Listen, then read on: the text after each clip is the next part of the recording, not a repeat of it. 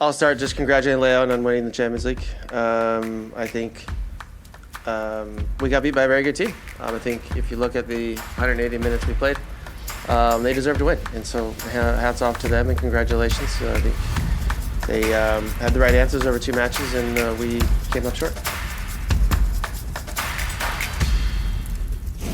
What's going on, everybody? Welcome in to episode 2 of Lobbing Scorchers. This is Ari Lillianwall. If you listened to episode 1, thank you. I'm glad you're tuning back in. And if you're tuning in for the first time, thank you. We've got a great show for you today. This is a great show. I've got producer Noah here with me. Noah, say what's up to the people. I'm feeling good today, Ari. I'm feeling phenomenal. This is already this early in this show. We've got a celebratory occasion today. And I'll tell you why. It's because LAFC have lost Concacaf Champions League. Wah, wah, wah, wah. They have lost Concacaf Champions League. 1-0 last night to Club Leon of Liga MX, 3-1 on aggregate. And that's a choke job. That's a choke job. Don't get it twisted. That's absolutely a choke job. Now, not every L is necessarily a choke job, okay? I think people misunderstand this sometimes. Like, just losing alone doesn't necessarily mean that you choked. In a series like this, if you're the underdog and the other team is way better than you on paper and you're overmatched with personnel and you lose, that's not a choke, really. If the teams are roughly even and it's a 50-50 toss-up and you play well, you play them straight up, you're competitive, and it's a couple bounces of the ball one way or the other, maybe you get unlucky. That's not, I'm never going to call anyone a choke artist in a situation like that. LAFC was favored in this series, if anything. I think most people realistically considered it a 50-50 toss-up. But if anything, LAFC was favored to win this. They're the greatest MLS team of all time, right? Greatest club in MLS history. Transcendently dominant. Club Leon was, I think, 6th in Liga MX. So nothing crazy. Nothing that LAFC people didn't think they would be able to handle. But they weren't able to handle it. And this is just so funny because Seattle is still the only MLS team to ever win the modern incarnation of Concacaf Champions League. And I think anyone with vested interest in Seattle was rooting against LAFC here just for the novelty of still being the only ones to do it. And it kind of enhances the accomplishment of winning last year to see a team as good as LAFC get the opportunity and not be able to do it. It paints Seattle's run in an even better light, I think you have to say. But LAFC didn't really ever compete in this series. They really did not. They didn't get totally overrun in the second leg last night, but they certainly did in the first leg. They were lucky to get out of that at 2-1. They lost this series in the first leg. They lost total control of that game. In the first leg of a CCL series like this, where you are the road team, your job is basically, I would say, to get a draw by whatever means necessary. 0-0 is honestly ideal in that situation. You got to keep that shit 0-0 for as long as humanly possible. And however you have to do that, that's how you do it. Whether it's just mucking up the game, controlling possession, not letting it become a basketball game. That thing down in Mexico, the first leg, they let it become a track meet, and Club Leon, playing at home, was all over them. You can't let that happen. But that game is all about the game management and keeping them off the score sheet, if at all possible. And, you know, if you lose 1-0, that's not a terrible result. 1-1 would have been a phenomenal result. 2-2, which is what Seattle did in their first leg last year, that would have been fine. And honestly, them getting out of there at 2-1 was a huge lifeline. They did not deserve to be down 2-1 after that game. Club Leon could have had 3 or 4 goals easily. Bouanga gets one right at the death. And I don't know about you, Noah, but after 2-1, as badly as that game went for them, I was like, all right, they're still very much in this. Like they could win this. Yeah.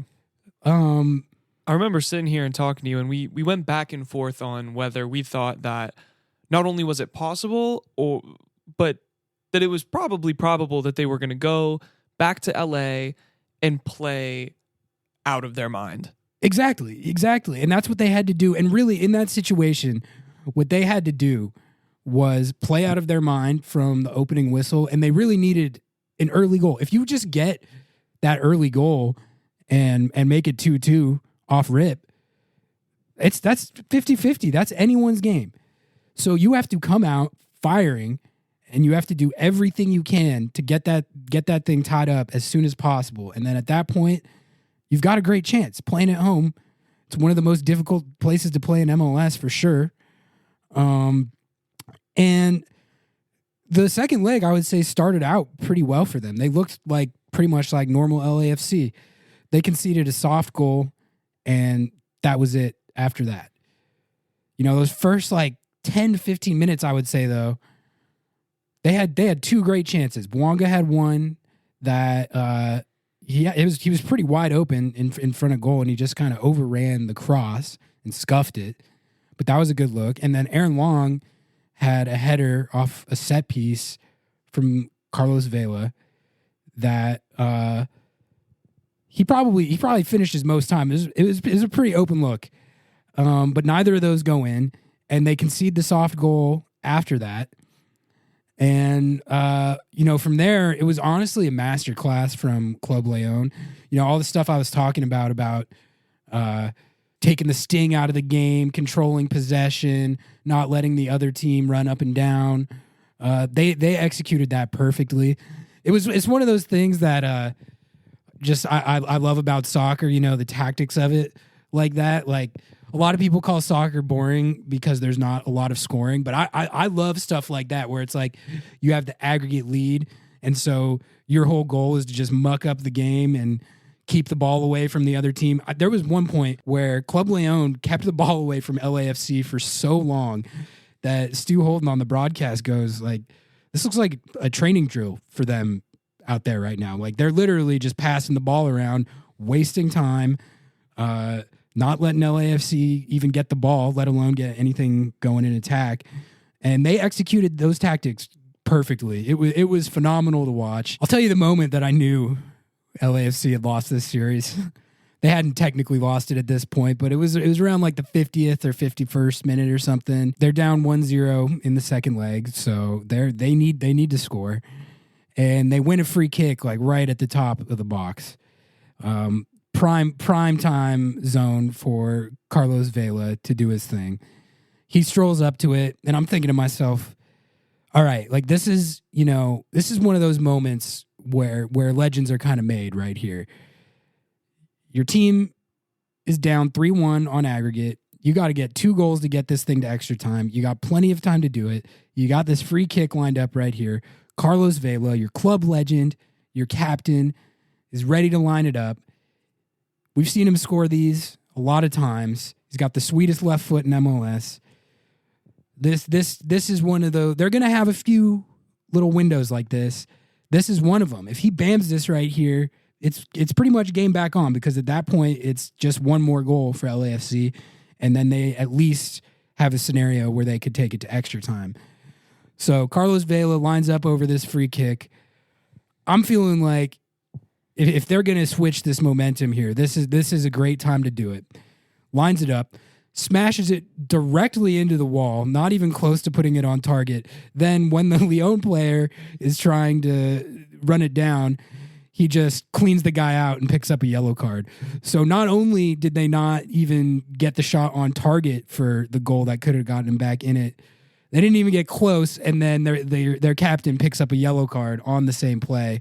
That's kind of when I was like, they might be chalked right here. Yeah. They might actually be chalked. And sure enough, they were. And it's just from a Seattle perspective. It's so funny. It's so funny. Hilarious. Like we've had to hear a lot about the dominance of LAFC over the last couple years. We've talked a lot about it too. And like rightfully so. Like I don't take any of that away from them. Like they've been as good as any MLS team I've seen. Certainly, like in 2019, even when Seattle beat them in the playoffs, that was a historically great regular season they had. They had a plus 48 goal differential that year. You don't really see that, you know? You've seen like the Union put up one like that last year. But that's just those are gaudy stats, okay? And then they won MLS Cup last year in legendary fashion, another dominant regular season. So they're definitely still the elite team in MLS right now. But that being said, Seattle's still the only club to do it. It's not for everyone. The only club to do it. It's not for everyone. Not everyone is ready for the smoke. Nah. LAFC was not ready for the smoke in this series. Yeah. They weren't. If it was a situation where, like I was saying, like they played it straight up and got unlucky and the bounces just went against them, like I would say that.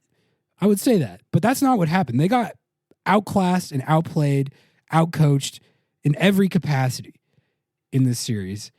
And the end result was honestly the best night that Sounders Twitter has had in a while. The tweets were flying. Everyone was getting in on the action. The memes.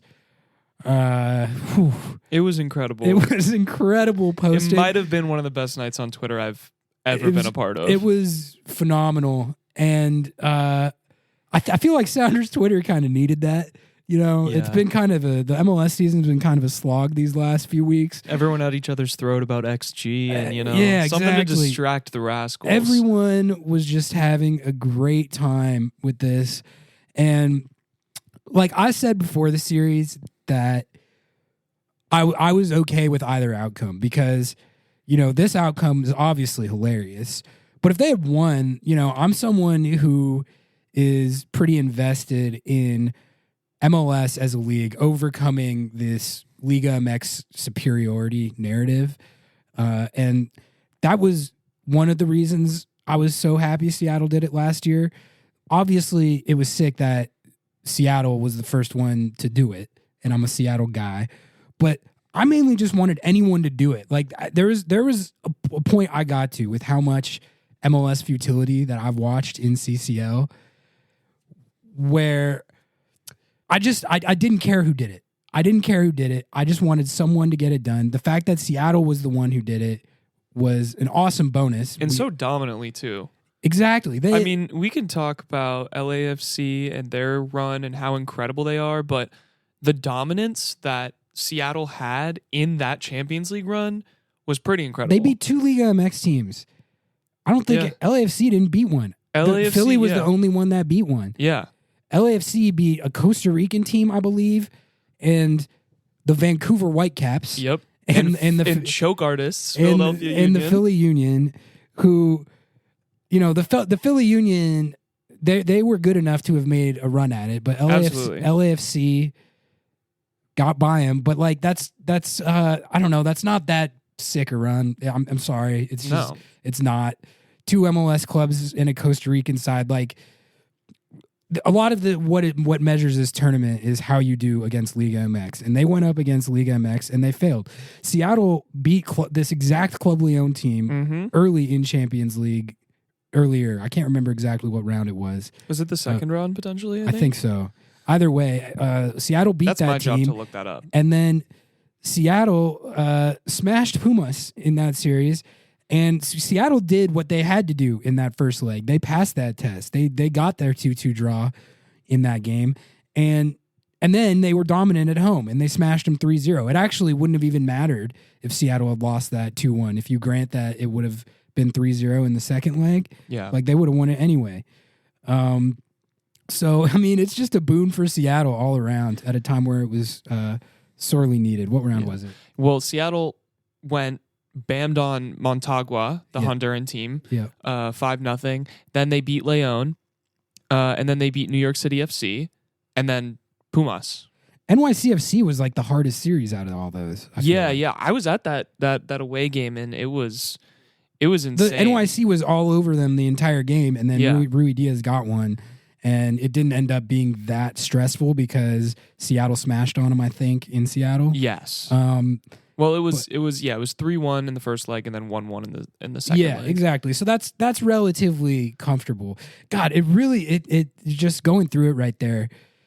Just what a run. They gave up a total of 5 goals total in the like out through round of 16, quarterfinals, semifinals, and through the final. That's like it's pretty impressive. We're pretty far removed from it now, and things have been so negative around the team for the last few weeks that you kind of forget what a crazy run that was. But then watching what happened to LAFC, man, it really makes it all the more impressive. We got to talk about Steve Cherundolo's reaction to all this. Oh, brother. He had some takes at his presser that I've got a few things to say about. All right, so basically, he was given the whole spiel that MLS coaches always give after they get eliminated from CCL, which is, MLS clubs are at such a disadvantage in this competition because of the roster restrictions. That was his main thing, is we need to loosen up the roster restrictions and allow our clubs to spend more money on better players and mainly more depth, I think was his point. Like, if you're in a situation where you're a little banged up, you don't have the depth to compete because there's so much money in Liga MX that their depth can withstand something like that, and MLS clubs still can't. Well, I think the fact that we have to face as an MLS team in the tournaments like this, if you want to consistently compete in finals and win these, you're going to have to rethink your roster rules and regulations. You're at a big disadvantage. There's a little more money on the other side of the table, and money in this game buys quality players. And I think we have a good enough team to win this tournament, but I think with our scheduling and all the competitions this year, we had a lot going on, and we ended up in the final not at our best moment. And roster building is about that, and having deeper rosters and more players, quality players on your team will allow you to extend those periods of play.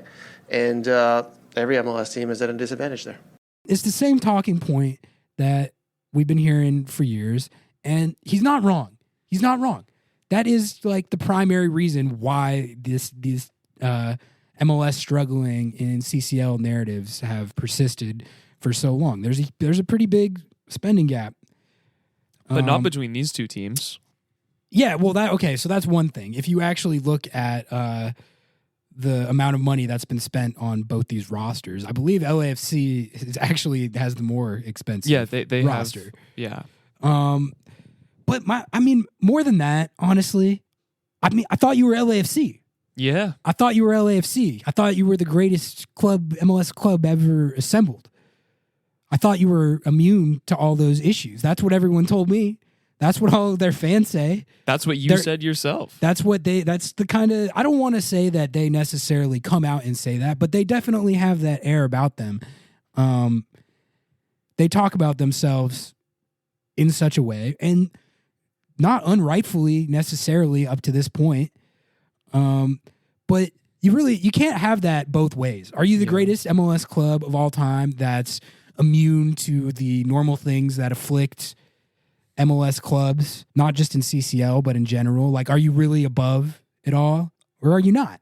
I also think it's a little bit silly to say that is your whole reason, or just like a big part of it, when MLS was incredibly accommodating to LAFC. Couldn't have been more accommodating. They threw out their entire reserve team for a U.S. Open Cup match because they just didn't give a shit. They've played like 4 games this season. Exactly, and not actually, but they have like 5 games in hand on everyone else. Yeah, right so now. if you're gonna sit there and say, "Oh my goodness, this is the reason," is because the league does, we've got all these rules. They were incredibly accommodating. You spent more money than your opponent, and you still couldn't get it done. Weren't that injured They had Bouanga's played like every single game for the past like 40 years. exactly. They didn't have to rotate that much because of how accommodating the league was towards their scheduling. So everyone was fresh. They had the squad. If Steve Cherundolo is really trying to sit there and say that like he didn't have the horses to get this done, Yeah. no way. He was outcoached. No way. He was outcoached. They were outplayed. My overarching takeaway, I guess, is just that LAFC is a great team. Like, they are. They're an objectively great team. They've proven that much in MLS. There's probably still the most dominant MLS team I've seen when you think about what they've done over the past couple years, dating back to 2019. But what they're not is this transcendently dominant, greatest MLS club ever assembled that is above everyone else in the league. If that's what they were, they would have won that series. That's what was on the line for them, and they choked. No way around it. They're not in Seattle's weight class. They're not. They're a great team. They're a great MLS team, but that's all they are right now. So if we want to talk about them as these transcendent standard bearers, go win it next year. Good luck. Go win it. Go win it. That's the other thing about what about Cherundolo was saying is that argument was a lot more relevant when there was the talking point that no MLS team had ever done it, because then you're like, is this even possible with these roster restrictions? Like, can this even be done? And teams have gotten close before, so I think it's clear that it could have been done in previous years. But Seattle literally won it. Okay? So LAFC, go win it. Go win it. Get back in there and go win it, or your status is not really what you say it is. I don't know. Is there anything else to add on that? For me personally, this year go. You've had two chances at it. You've had two chances at a final. Couldn't get either of them done. That's all right. The 2021 was the COVID one, so that was a little weird, but I'm just saying. No, you're right. You're right. You've 0 for 2. Sounders are 1 for 1. Well, I mean, I guess in finals, yeah. Yeah, in finals. Yeah. We don't need to, just forget all the irrelevant stats. This is Sounders bootlicking. 1 for 1 in CCL finals is an accurate stat. Yeah, but I think at the end of the day, we still do have to congratulate LAFC because they did make history.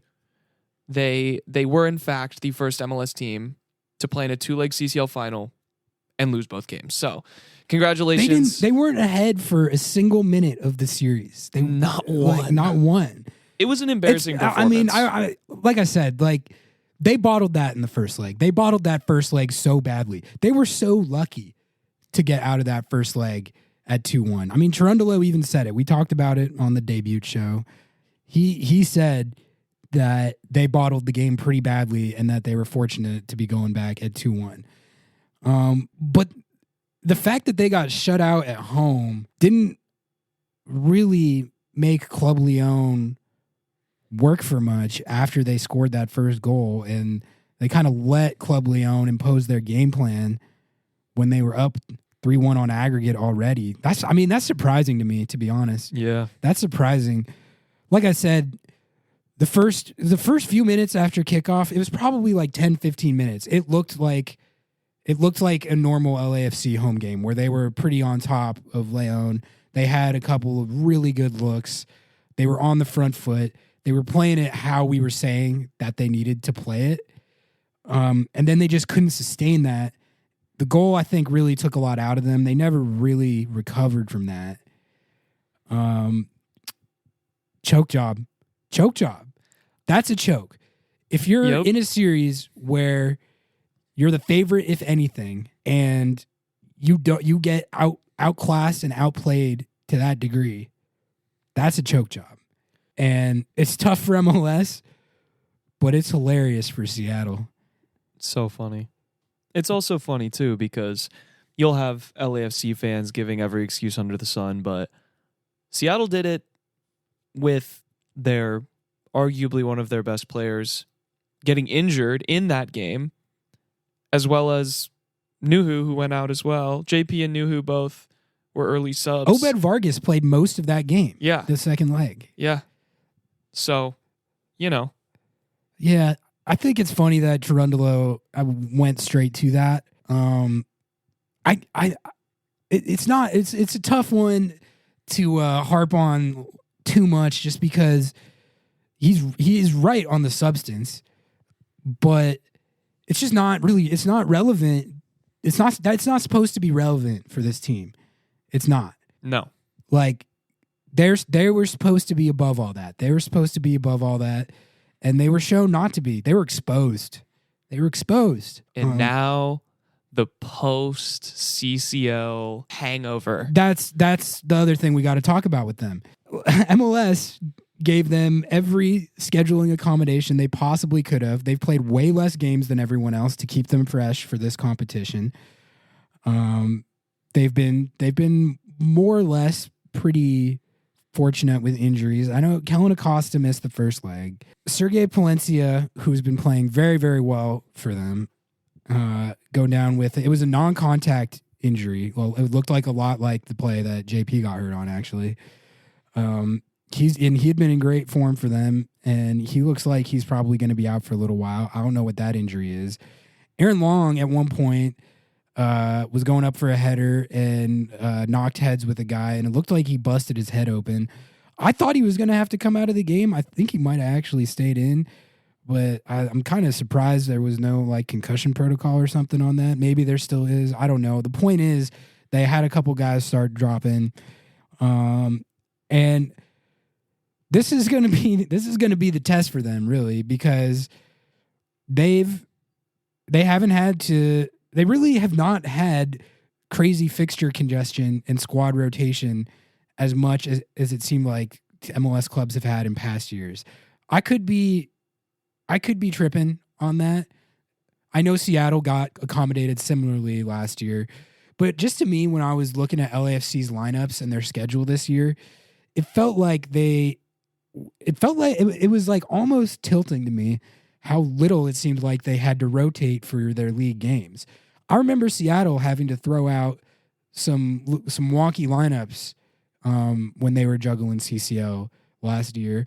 And every week I would look at LAFC's starting 11, and Bouanga, Vela, Acosta, Ilie, Murillo, Cifuentes, Palacio. They're all out there every week. And I'm like, how are you guys doing this?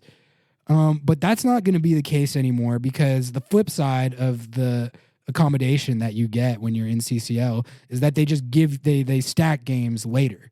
So you have insane fixture congestion to basically make up for the games that you haven't been playing that everyone else is.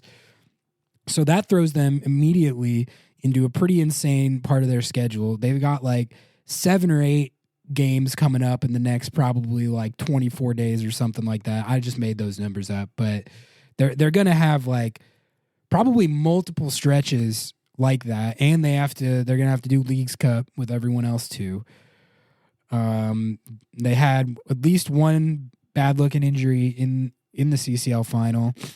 We'll see how everyone else came through it, but they're about to meet the gauntlet. And, you know, Seattle people, we know better than anyone what can happen after a CCL run. It takes a lot out of you. It's not just about the physical toll, okay? This tournament is a mental grind as much as anything. It's mind, body, and soul in those games. They're extremely high intensity. They're extremely competitive. They're emotional. And I think kind of what you saw with Seattle last year and what you've seen with a lot of MLS teams in the past is when you're playing in games that are that intense and it's mind, body, and soul, you can try all you want to get up the same way for like FC Dallas away in July. It's pretty hard to do. Like, you can't force yourself to bring that same level of intensity for these random league games as you do for a CCL game where everything's on the line and you're defining legacies and you're playing for like more than just your club and your city. You're playing for like the league. There's so much stuff going on. There's so much at stake. I think when you get back to the league season, there's the physical toll that the tournament takes on you, but there's also the mental part of it, and that's a huge part of it. And I think if there's any team that's set up to deal with that, LAFC would be it. But I mean, that's going to be the test for them. And the thing is, like, with them losing that series, like, all the physical and mental energy that they put into getting to that point is pretty much for nothing. I'm sorry. Like, I hate to boil it down like that just for losing a 2-game series, but like, they had to win that. And they choked. And Seattle remains the only MLS club to win the modern incarnation of that competition for at least one more year. And, CCL will be back. I'm hoping Seattle works their way back into it next year. I kind of didn't mind having it off this year and kind of getting to just watch from the sidelines and not really care about the games. My mind and body was taxed from those games, from that run last year. I was so glad they won it because, like, I don't know. I just, like, most MLS games, I'm not as nervous, I guess, about the outcome anymore, really. Like, if Seattle loses, like, I try to keep perspective on it. It's not like I've seen them win so much now, and then seeing them win CCL too was kind of like a pinnacle moment where I just feel like a league loss doesn't really, like, get to me that much anymore. But, like, the CCL games last year, I don't know about you, but I felt like my life was on the line. I was so nervous. I was so nervous during those games, especially during the final. But really, every single one of them, I was pretty deep in shambles. It was an emotional nightmare for me too, personally. I was well, because the thing is, like, anytime you get eliminated from CCL, people start talking about what a choke artist you are and how embarrassing it is. You get every Liga MX fan in all the Liga your MX fans, a lot of other MLS fan bases start chirping, and it's just like, oh God, I really would rather not deal with that. But I mean, it's part of it. Like, every MLS club who had ever tried the modern incarnation had suffered that fate until Seattle last year. So it's like I was ready for all that, but, like, the further and further they made it and the closer and closer it got, the more I was just like, God, if they lose now, this is just going to be brutal scenes. This is going to be brutal. Like, I just need them to get this dub for my own sanity. And thankfully they did. LAFC is on the other side of that right now. They put it in for that run, and they got to the pinnacle and couldn't get it done, man. They couldn't get it done. Sad. Hate to see it.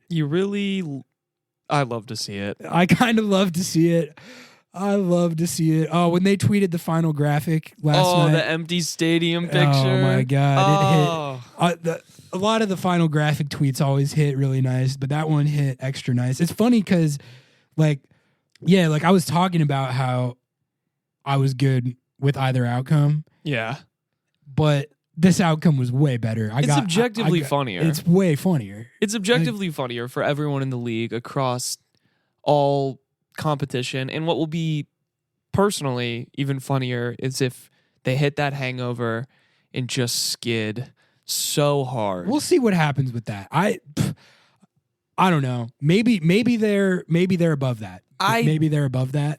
But I think that they're built good enough to bounce back. I would. They have. Okay. Here's what I'll say. Shocked. Here's what I'll say. They have enough talent on their team. They did also have enough talent to win that game, though. For sure. But, like, they still have a lot of talent, and they have enough to be able to withstand, I think, at least whatever physical blows they may have withstood from that run. It's the mental part of it that I'm questioning. My prediction is, honestly, I think they might let down a little bit. It's pretty hard to just go back to the league season after that tournament, whether you win or you lose. I mean, we all saw it. We all saw it last year with Seattle. They never really recovered from losing JP and from the they never emotionally seemed to get back up to that level. Happens a lot. We've seen it happen a lot of times. So that's what they're going to have to deal with. And I mean, they're playing Atlanta at home, and then they got to go down to Houston. Then they come back and play Houston again, which is an interesting, funny back-to-back. Houston away is not an easy game for anybody ever. Even doesn't matter how bad the Dynamo are. It's 107 degrees at that stadium. Exactly. Like I look at a Houston road match and I think 0-0 and get the fuck out of there. And get a Paul Rothrock game winner if you can, but that's it. Then they go to Sporting and play objectively a hot Sporting team. Yeah, much improved. And then they come and they play Seattle. Is that here? No, that's in LA. That's in LA. Okay. Well, they're playing Seattle. Ooh, man, I'm looking forward to that game. Yeah. Then the Whitecaps, and that's all just this month still. And we're what? It's the 5th day of the month. They're going to play 6 fixtures in that time period. Yeah, fixture congestion. They've got it. All right. I think that's about good on LAFC. It was just such a vibe. It was such a vibe. I had a great time. Sounders Twitter had the most fun out of anybody, but I think a lot of fan bases were banding together.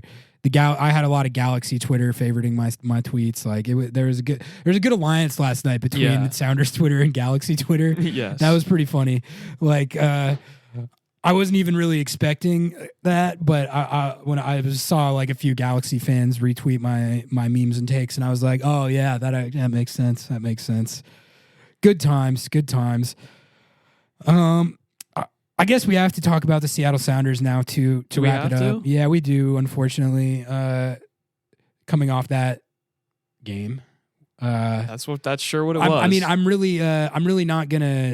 we're not gonna spend too much time on this. This was a good vibes episode talking about LAFC's choke job.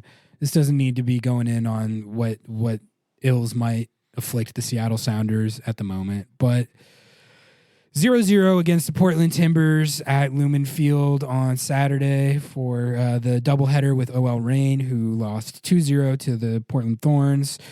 So 0 goals for Seattle, the city of Seattle soccer clubs over 180 minutes. So that wasn't necessarily, I think, how you would have liked that to go in an ideal world. Still a fun event. I think the doubleheader thing is pretty sick. They did it last year too, and it's like a good spectacle, just footy all day. I'm into it, and I think it's good to see like big crowds for OL Reign. Like they've been playing at Lumen Field for a year or so now, and they've been drawing decently well, but they should draw better. They're a good team, and there's a lot of star players on the team. They're fun to watch. I'm going to try and make it out to more games this year for sure. I try to go to a few every year. But so the event itself was fun, even despite the results. But I mean, the Sounders Timbers game was, no one looked really that interested in scoring a goal. If we want to talk about XG, there was 0.6 of it combined between the two teams. So just going back to we were talking about last week when they put up 3.0 XG against the Quakes, and how in the twos and up towards 3, that pretty much always means that you played pretty well on offense, at least in terms of your chance generation. 0 point whatever it was that each of these teams put up, that's a heavy indicator that the eye test was once again, in fact, correct, and no one was even close to scoring. The Timbers had one chance, I think, a header off a corner kick by Dairon Asprilla that was like kind of close. But at least for Seattle on offense, it was like pulling teeth once again. And honestly, I knew that this was going to be a difficult game when I saw the lineup. Okay, as soon as I saw the lineup, I knew it was going to be tough sledding. Cody Baker and Reed Baker Whiting have zero MLS reps together playing at the positions that they were playing at. Cody Baker has been playing at left back. He's a more natural right back. Alex Roldan was suspended, so they moved him to right back, and he played well. I really like him as a defender. Like, I feel like his defense is already like MLS level, if not like even better. Like I agree. Like his positioning, and like when he's tracking long balls over the top and like not letting guys get in behind him. He's very tactical too. Tactical. He can do the Nuhu thing with the shielding off the ball to let the ball go out of bounds. He throws his body around. His body around. He was getting in Claudio Bravo's face, mixing it up, talking trash. I thought that was cool. That was fire. So he's been playing well, and I guess I just want to make this clear. Like, for everything that's gone wrong for Seattle the last few weeks, I really don't blame the academy kids whatsoever. Like, they've been playing well. Like, if it was a situation where they were throwing the inexperienced kids out there and they were having these glaring growing pains and it looked like they were doing okay but not quite ready for MLS yet, I would say that. And I think with RBW, there's been like a little more of that, but not like anything egregious. Like, he's been holding his own, which is all you can ask. But I think Cody Baker's it's more than holding his own, like to actively good. I saw that Nuhu was honored with one of the players of the match week, and honestly, I was surprised. I was like, dude, I would have picked Cody Baker for that over Nuhu. Yeah, no, I thought the defense. They played great. The defense was good in the game, and I guess that's one encouraging thing is. So I was talking about this last week, but that's why not giving up soft goals is so key. A game like that, where you're throwing a rotated lineup out there, and you're not going to have much on offense. So you're not going to have any margin for error. Otherwise, you're going to drop the points instead of taking at least one. They at least kept the clean sheet to preserve 1 point, which takes it from like what could have been if they lost that game, it would have been pretty catastrophic in the context of everything else. But what I was going to say is that just with that lineup, there's just only so much you can expect for an offensive system that basically is designed to run through the right side when Nuhu's on the field, putting 2 homegrown academy kids in those spots at right back and right mid, and still be able to really function on the level that you need to be generating chances consistently. It's really not a knock on Cody Baker or RBW at all. They don't have those MLS reps together.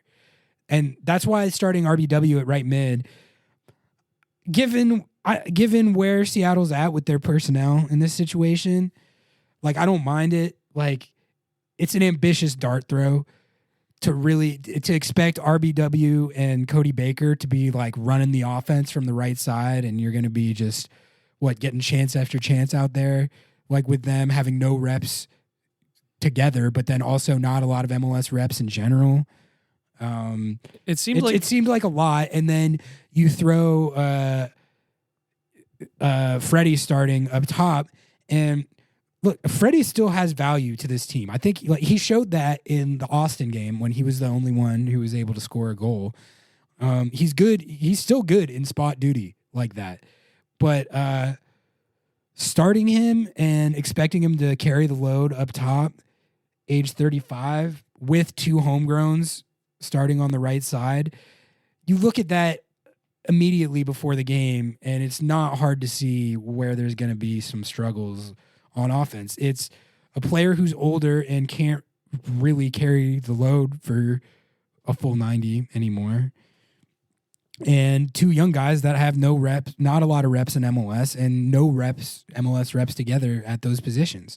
So can't say I was super shocked that they struggled on offense again, but they did. I mean, I think the only thing you might be able to argue is that Schmetz could have started Hebert again, and he explained why he didn't do that after the game. He said, well, I think part of it was Hebert they had 3 games this week, and Hebert had played the majority of the first 2 of them and hadn't scored. And Schmetz basically said Freddie has a lot of experience in this rivalry. He scored a lot of goals in this rivalry. You know, he's a trusted veteran. So I think that kind of idea combined with the fact that Hebert had played so many minutes was why Freddie was starting.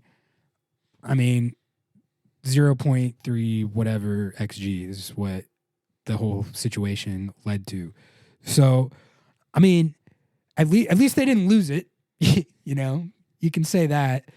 And I don't know. I don't really know how much to read into it as far as the other struggles that they've had on offense over the last few weeks, just because I don't really think you're going to see that lineup in that exact setup, barring extenuating circumstances, for a while. That's just not the 11 that you throw out there on an ideal week. There was dart throwing going on. There was rotation going on, and it certainly did not lead to any goals. So another week where it was like pulling teeth in attack, which is unfortunate because, you know, someone like me who's like super tuned in to every game, it's a little like easier for me to see the bigger picture of what the personnel was like and why they had to do that in the context of the other games that they've played this week and stuff like that. But I think, you know, my friend Mark Kastner from Sounder at Heart wrote a column this week where he put it pretty well, which I would say this is something I would acknowledge. I could have acknowledged more on the last show when I was dishing my take on this, which is that like you can contextualize it with all you want, with XG, with personnel discussions on what the starting lineup was like, and, you know, was the underlying performance better than the result? And, you know, in some cases like the San Jose game, it was, you know, in this case with Portland, it made the final result was perfectly fair to the performance. But when you have a string of final results like they've had over the last 5-6 weeks, that kind of stops mattering, and you have to start just stacking the results, you know? Like the underlying performance stuff and the lineup stuff, like the average fan is going to stop caring about that. They might not ever care about that, nor should they necessarily. Like some fans are into that stuff. I'm pretty into that stuff because it allows me to get a forecast on what might happen in the future. It's not about really explaining the past results as much as it is like, can I look at this and predict what might happen going forward? So that's why I think that stuff is useful. But I think the Sounders right now are at a point where the average fan is probably like, all right, like, what do I care?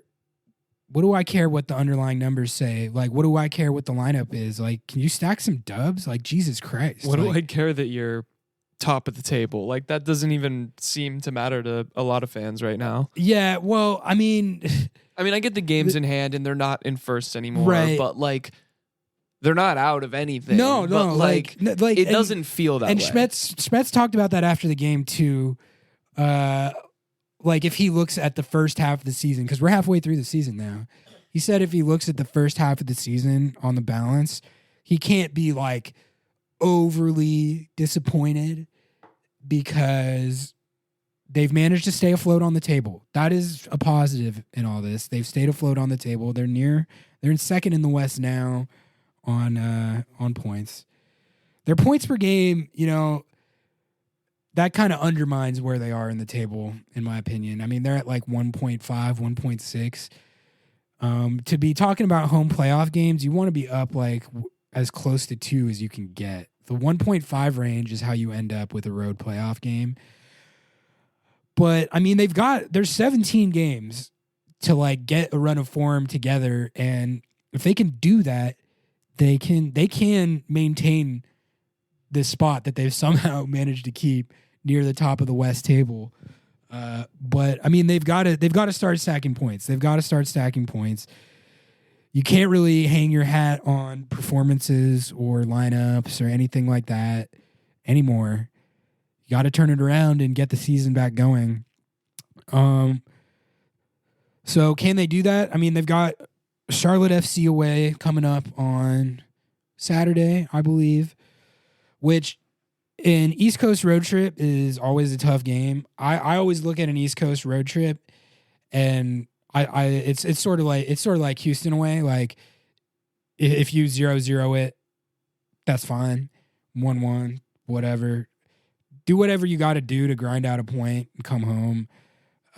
It's not like Charlotte is that it's good, but it doesn't really matter in MLS. Like when you have a long road trip like this, the home team always has a huge advantage. Like any like talent advantage you think you might have, like roster wise, is irrelevant in this game. I can tell you that right now. Seattle's probably going to have to absorb a lot of pressure. Charlotte's going to be on top of them for a lot of the game. That's just how it goes when you do these big road trips in MLS. Like, there's a lot of factors behind why that's the case. I mean, it's a parity-driven league, but it's just really hard to win on the road. But that being said, I don't think that it's impossible for Seattle to win this game. In the event that they actually get like a relatively standard, normal starting 11 back, it's a game where they can take 3 points for sure. Like if you have Christian Roldan back starting and Raul Ruidiaz back starting, it should be an 11 even without Jordan Morris that can win.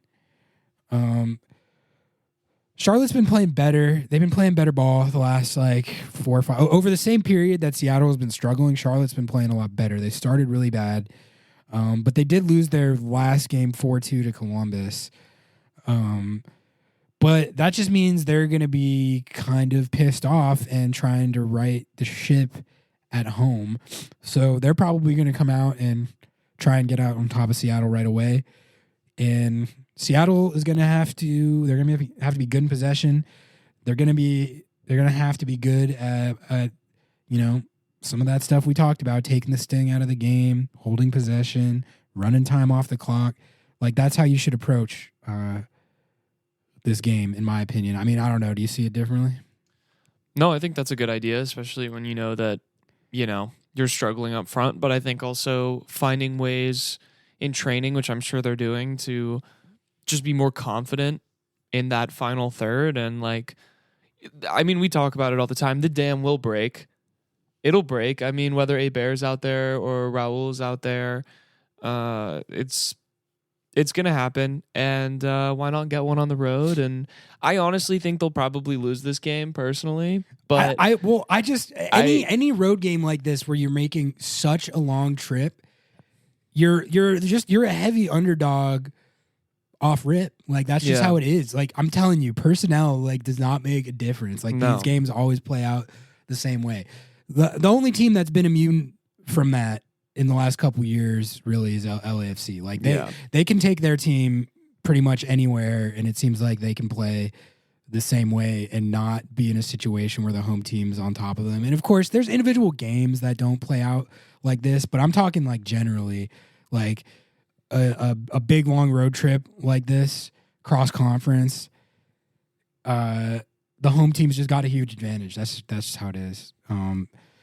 So, I think ordinarily you probably take a 0-0 or a 1-1 and run.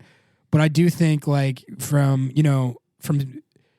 Schmetzer and the players' perspective, they're probably going to want to maybe play less conservatively just because the team needs a win right now. And this would be huge for morale. You got 11 days off after this game. Why not throw everything at them? Yeah. That's actually a great point with the schedule. They actually have some time to recharge and, hopefully get Jordan Morris healthy after this. So there actually is no reason why they shouldn't throw everything at this game if they can. I don't know if they're ready to start Christian yet or Raul yet. That was kind of the disappointing thing about the Portland game is that, I thought that maybe those guys would be in line to start. And I was like, okay, if you can throw a first choice 11 out there, maybe this plays out differently. And then I saw the starting lineup as as kind of rotated and dart throwy as it was. And I was like, oh, this. It was God frustrating, damn it. but I think like the second that Christian came in, the game kind of turned. They had that chance like right off rip when Christian got subbed Yeah, in. exactly. And it was like, oh, of yeah, course. exactly, Yeah, exactly. of course. Like their best chance of the game, and that sequence actually, it wasn't just like the service that Christian put in and the goal chance they had. That sequence, if you watch the whole sequence leading up to the chance, I mean, it looked exactly like they had looked earlier in the season when they were playing super well, like one touch in between defenders and like they created like an overload, unbalanced the defense, second and chances, second balls, created a great chance, and that was the best look of the game right after Christian comes on. So it was like, yeah, exactly. That's exactly. What have we been saying? That it was funny to see it just that clearly illustrated. I guess I had one more thought on the Portland game that I forgot to mention, and then we can wrap this one up. Yeah. I don't get why Portland played that conservatively. Like I was saying on the last show, I was like, they're probably going to be like, fuck it, let's go out and run all over them again. We've done it every time for the last 5 times. They didn't do that at all. Like they played very, very conservatively and were it seemed like they were fine with a smash and grab 0-0, take the point home. But Gio Savarese, their coach, he even said after the game, he was like, if we were higher up on the table right now, like this would have been a great result. But like given how our own results have been going lately, this isn't that great a point and we don't feel like that great about this. Yeah. And it's like, yeah, well then why did you play it like that? Yeah. Like, I mean, that being said, Portland owns the rivalry right now. I mean, that's just a fact.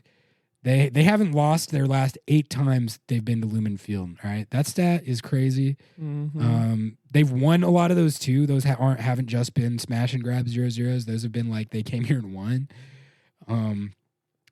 So I don't really know what else to say about that until Seattle gets a win. Until Seattle gets a win against them, there's not much like trash to be talked about this rivalry, and this game did nothing really to change that. I don't think Portland can like flex on it too much because they basically just trolled out for the 0-0, which is, I mean, it's fine for them. They got a road point that doesn't really help them that much. But as far as like rivalry bragging rights and stuff go, they own the rivalry right now. I hate to say it, but like I don't really know what other conclusion that you could come to. But anyway, we'll wrap it there. Charlotte FC coming up on Saturday. I might lay down some more audio before then if there's an impetus to, like if news breaks or if something happens that I want Adish to take on. We're not going to be doing Seahawks for this one because we're so far from training camp, honestly. Yeah. I just wanted to lay down those takes just so people can maybe get like a feel for like my thoughts on the team, and we'll get into that as more actual news breaks and it gets closer to training camp. But for now, we're going to leave this one at LAFC reaction and the Seattle Sounders talk and wrap it right there. Make sure to go rate. Go rate, follow, go subscribe on all the platforms. Send it to your dad. You know your dad has bad soccer takes. Send it to your dad. Yeah, go rate, subscribe, do all that. And thank you for listening in if you tuned in. Where can people find you, Ari? You can find me at Ari Lilienwall on Twitter, ARILILJENWALL. And thanks for listening, and we'll catch you for the next one. We out. Peace.